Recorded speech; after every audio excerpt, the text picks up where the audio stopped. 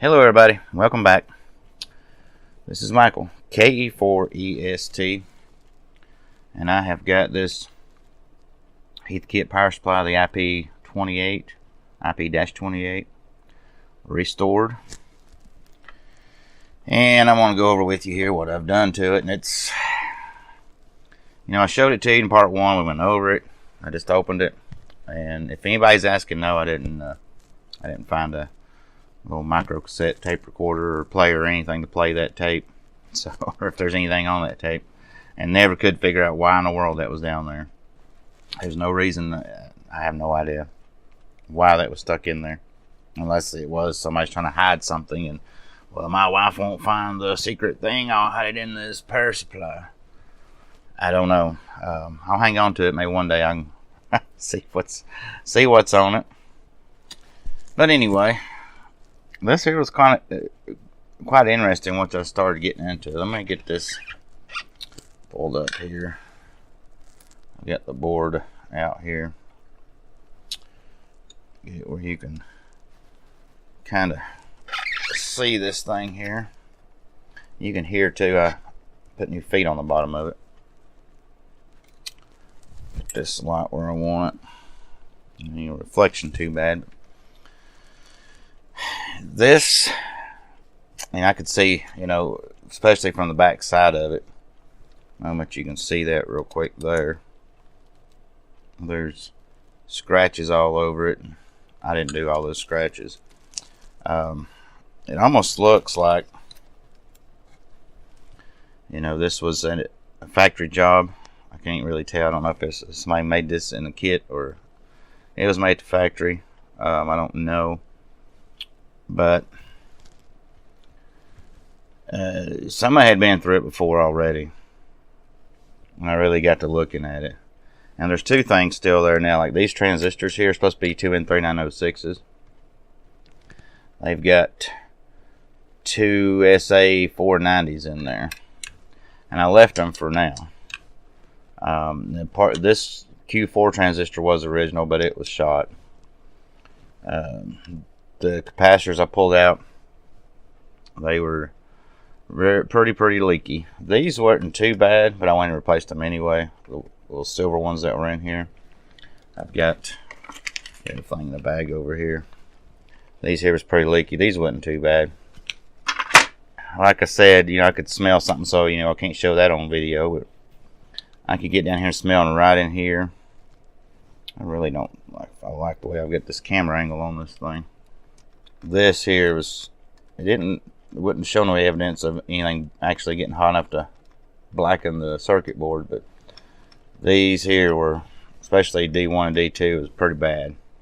I mean, the smell was really rank in this area here. And on the curve tracer, they showed a little funny. They actually showed good, but it was a little, I don't know, it's strange. I should have done that. And I'll try to do it in the next video. The next time I do a restore, try to actually pull up the curve tracer and show going through some of the troubleshooting on these things. But these here it was a really funny waveform on it. So, but anyway, you could tell they were stressed. So I replaced those, and I replaced them with the 1N4005. Actually, all these you see is 1N4005s. All these black ones you see, black diodes. These transistors here, I forget what they had. They had two different kinds in there, and they're supposed to be the same. Let me see. This reference here. Those are supposed to be 2N3859As, which I dug around. Found one. Found there, of course, to be obsolete. So I looked online and found somebody had a couple, and I got them. You could use something else, but I went ahead and went back. I found they wasn't too bad, so I went ahead and just ordered them and put the original part back in there. This one here, what is it? It's supposed to be 2SE 6020, I think. Yeah, SE 6020. And it was the original part. It actually had the Heathkit number stamped on the side of it, plus the other number. So that was kind of neat. But it was gone. I replaced this here with a the one I found the closest that I had in my drawer was an NT E-128. That's what I replaced it with there. So that's going to work out good. These I've not replaced yet. I'm not decided if I'm just going to leave. They're okay, but it's not the original. Supposed to be, you know, those little 2N3906s, you know, it look like these, you know, TO92 case. But I left them in there. I mean, these ain't pulls like these here. The transistors in there look like, you can just tell by the leads are all bent up and solder all the side of them, and just somebody had pulled them out of something else. You know, I know people will do that. They'll take a board like this, tear it down, and save parts out of it. They'll take all the parts off and save them and organize them, but they'd pulled them out of something else. But they were this one, let's see, one of these was showing good, but the other one was fried. So it was kind of weird, and it's strange how, you know, it almost looks like, yeah, I see how you got that thing restored. He just went through and replaced everything. Yeah, you replaced everything new. It should work. But, you know, that wasn't my intention. It was, I don't know what was going on with that. But anyway, somebody went in and tried to, they had two different part numbers here they'd replaced. But I changed out all that, changed out the capacitors.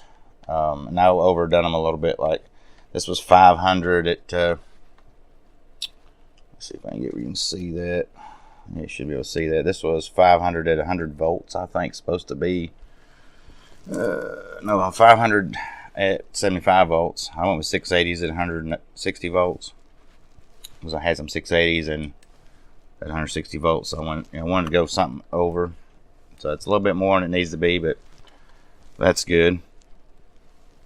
And every one of them I beefed up a little bit.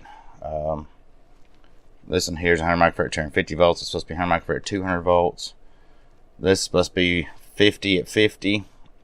I went with 47 microfarad at 100 volts on these two. And like I said, while I was in there, this D9 and 10 was fine. Same way with let's see, where was the other two? 7 and 8. You know, they're just protection diodes across the output. That really wasn't going to see any current draw through them much, but I replaced them. While I'm in there, you know, I got a whole thing of those 1N405s. You could have went with 1N407s if you wanted to. You know, whatever you have, but that would have been fine too. So I replaced those. These Xeniers, I have no way really to check the 56 volt or is that what it is? Yeah, 56 volt and 36 volt Xenier diode. So I replaced them with new ones. I went through I pulled up every one of these resistors and checked them. They's all pretty close. One of them, which one was it? It was this one here. This 510. Read 509.7 or something. So that was the closest one. The rest of them read pretty good except for this 10K.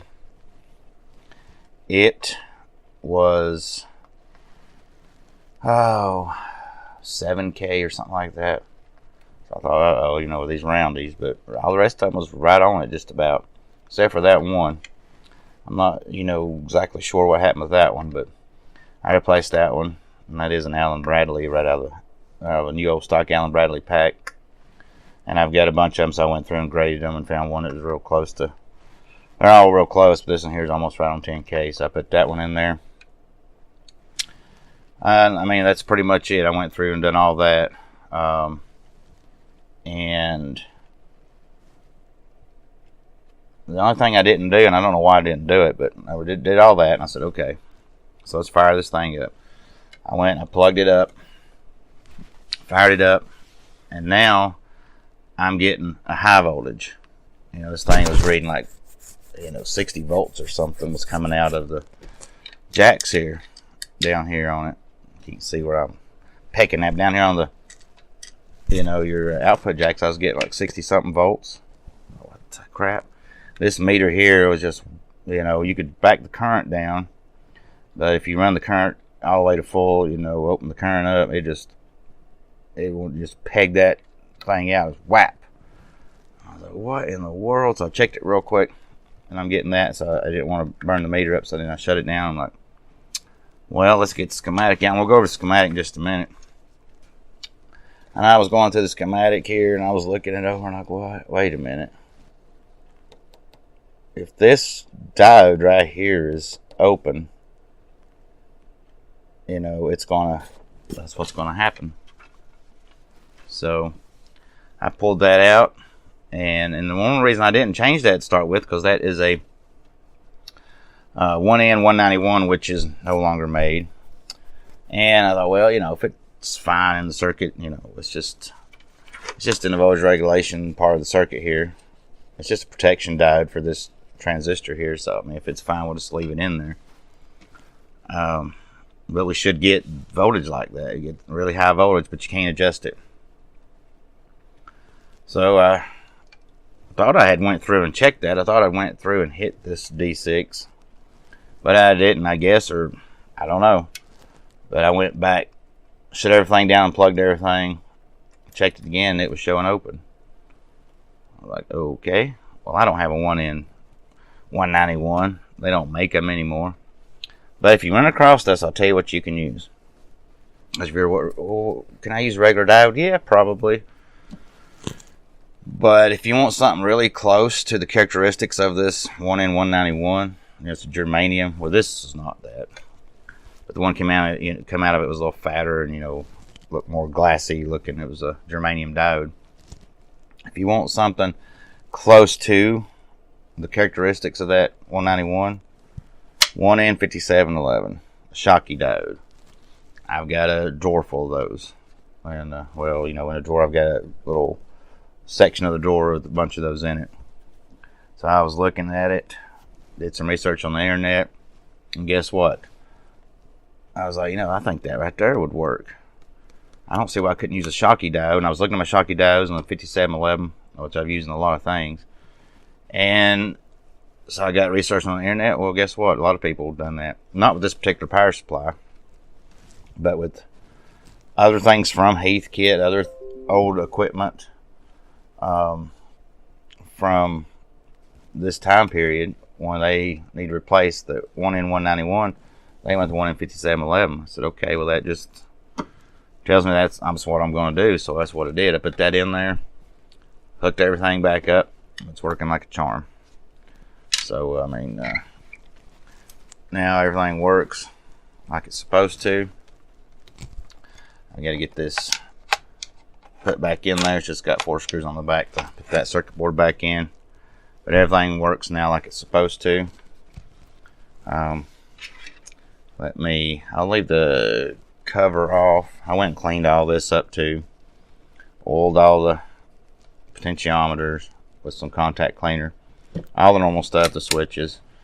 I just don't want this floating around back here.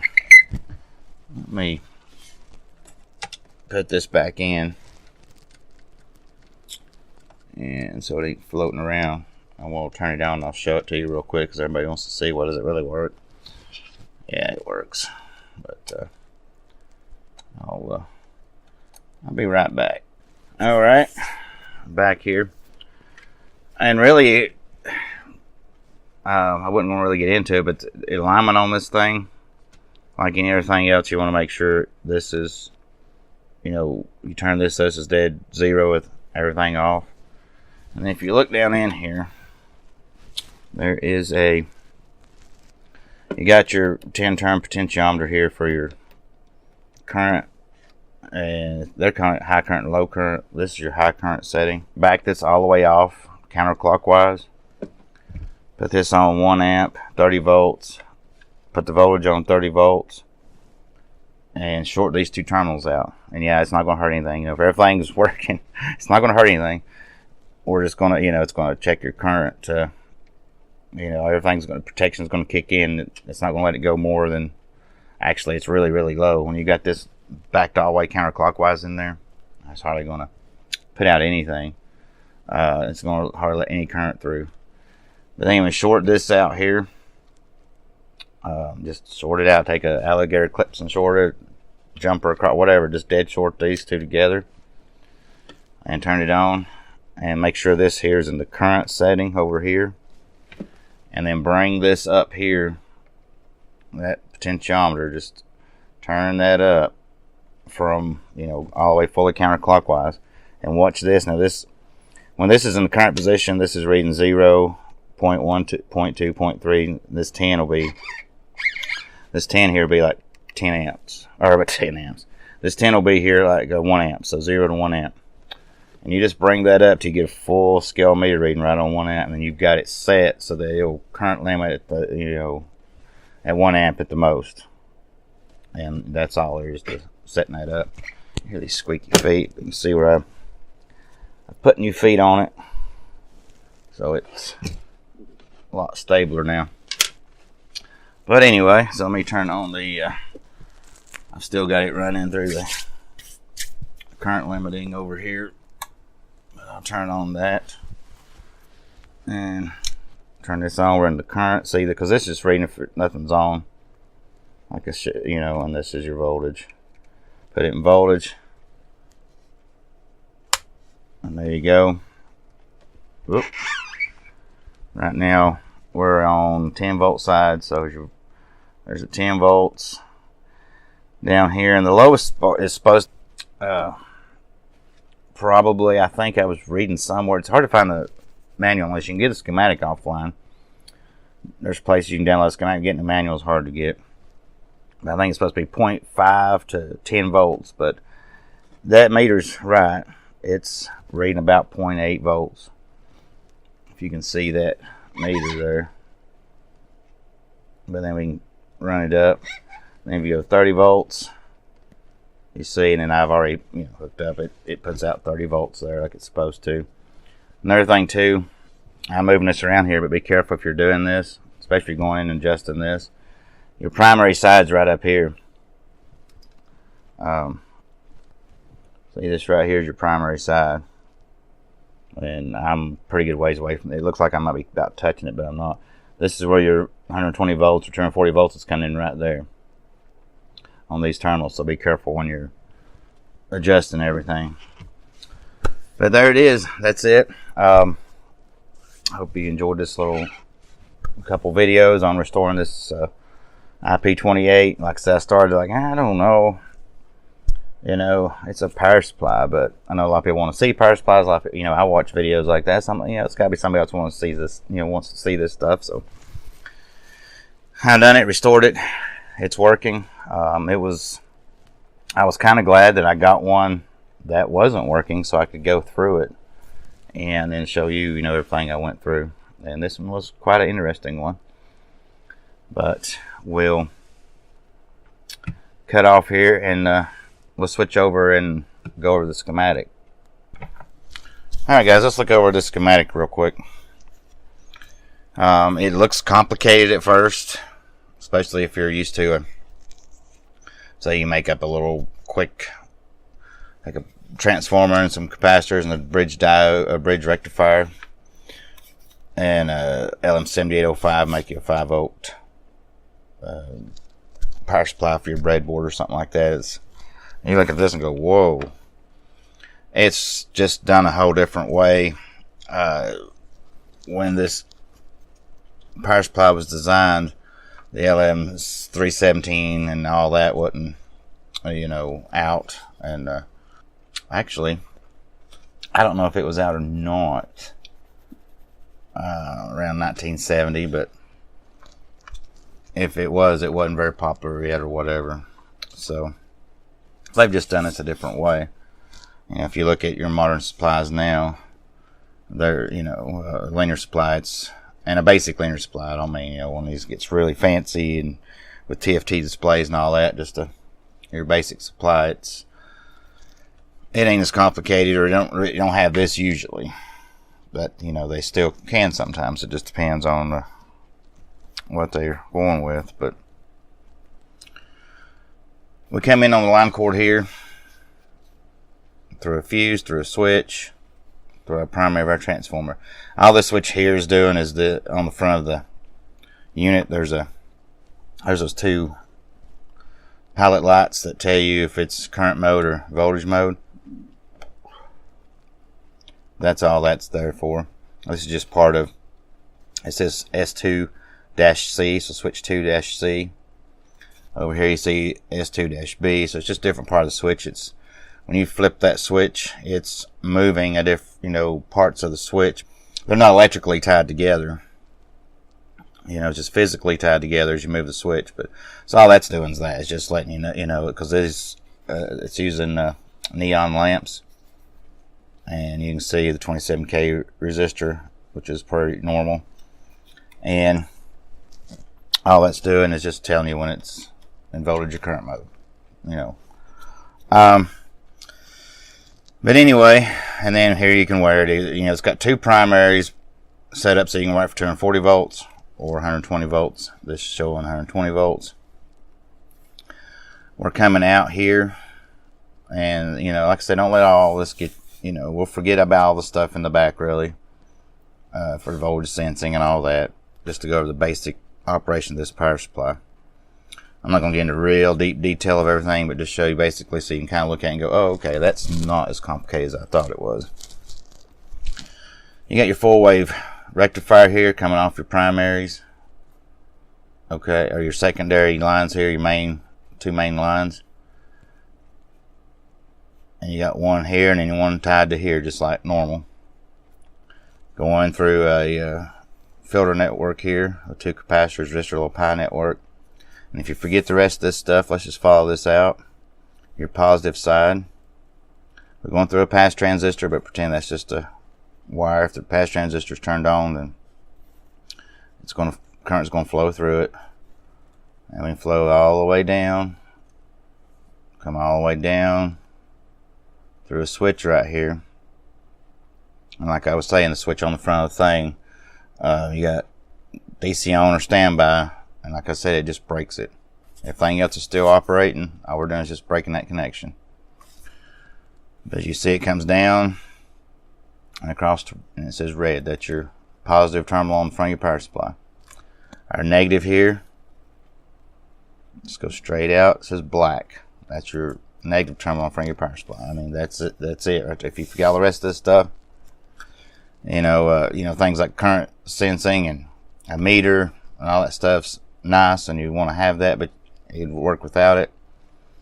So don't let it complicate you and get you confused on it. So I mean, that's basic power supply. Of course, if we just left it like that, we'd have about 80 volts sitting over here and no regulation, but we don't want that. But anyway, so we've got that coming out here, and not looking at this other stuff right now. We'll just look here with this one, instead of using like LM317 or something like that. What they've done here is we have another secondary coming off our transformer.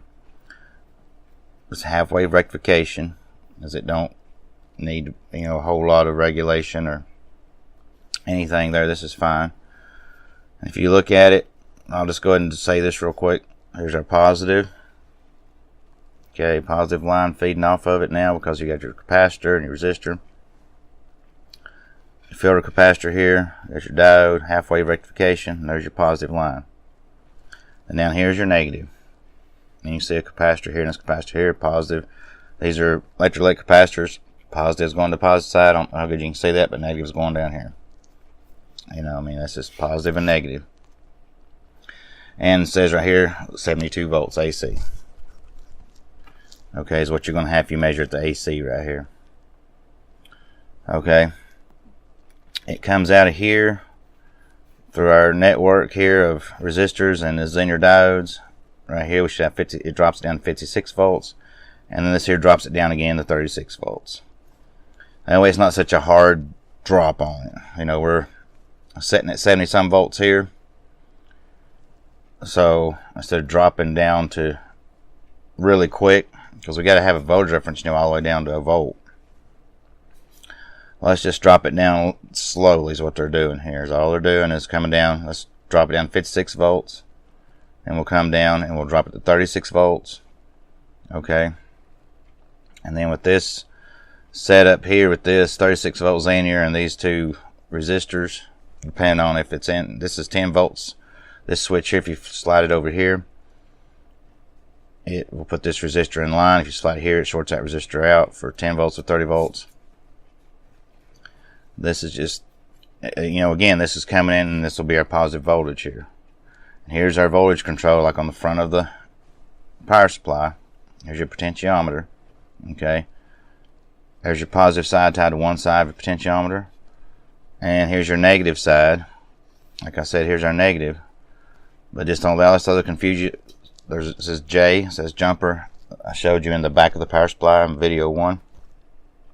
Leave that jumper in place. All we're doing is coming around here so we can just turn right here and go in. We're just going, so we got negative on one side of the potentiometer and positive on the other. So what happens if you do that? Say if you get a potentiometer and you ground one side and put, say, 5 volts on the other side, and you hook it up to a meter, you hook a meter to this arm here. As you turn that potentiometer, that voltage will go from 0 to 5 volts. So that's what we're doing here with this. It's just going up and it's just changing our voltage here. Okay, and this will be how much voltage we're putting on this switch here. Depends on how much voltage we're putting here on this one side of the potentiometer as reference to ground, whether it be I didn't measure that, but just looking at this, I'm gonna guess that it's probably about 15 volts, maybe 12, maybe about 12 volts. And when you flip it this side, it's probably going to be more like 33 volts, 33, 34 volts. But anyway, then it's going to come off of here, go through this diode here. Sorry about that. Somebody decided to ring the phone. Okay, so where was we at here? Coming off of this, and we go through this diode here into the base of this transistor. Okay, so we can set our voltage here. This diode here, all it's doing is protecting the this transistor here is all that's doing right there. We don't want any kind of inverse voltages or anything. It could happen, and that's just protecting that. That's all that does there for. It'd work without it, but then you run into a weird case where this tries to go back, then we fry this transistor. So that's just protecting that transistor. Then it goes up into here, this Darlington pair here. This is your pass transistor on the back of the unit. This is the 2N3055. This transistor here is driving that, and a Darlington pair, like I just said.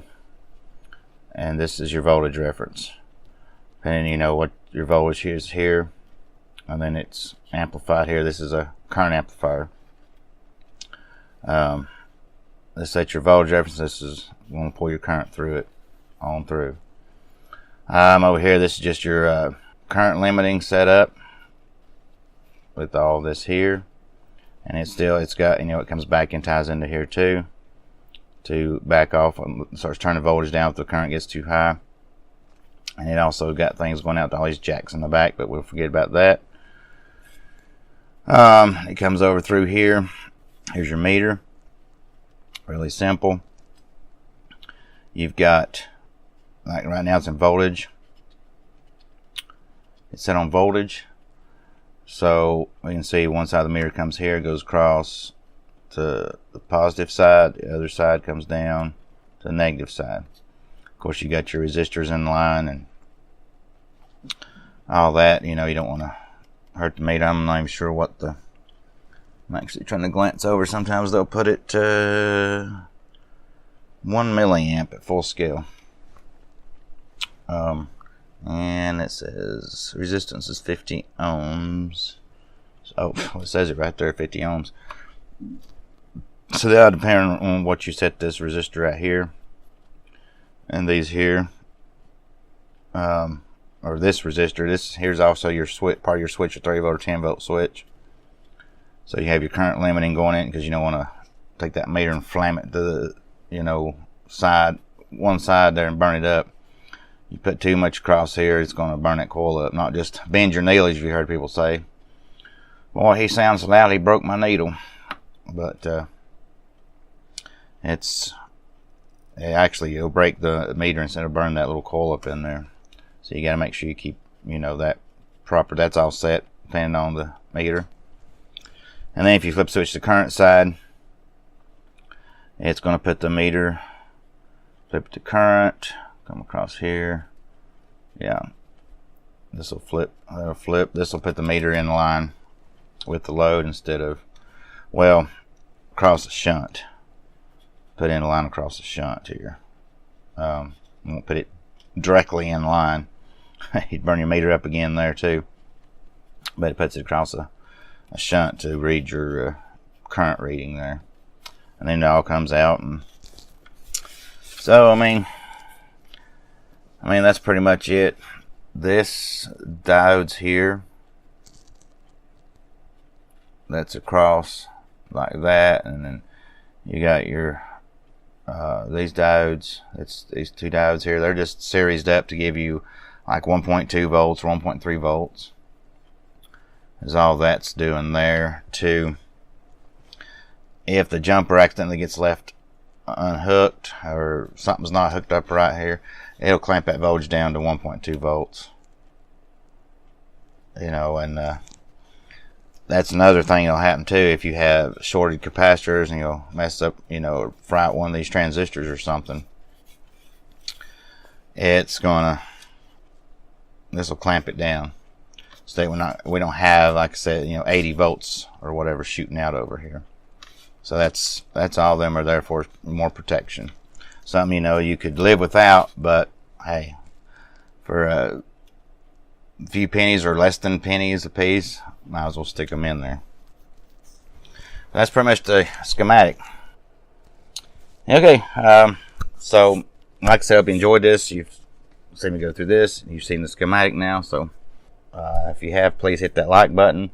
If you've not subscribed, please subscribe. It really helps a lot. I've got other things in mind. I've got other things I want to restore, but then I want to get back in and do a little bit of other stuff too, like microcontroller stuff. Then I'll get back in, this is all solid state here, get back into some tube stuff, and then I like to, kind of go all around it there. So I hope you enjoyed the video. And until the next one, this is Michael, KE4EST 73.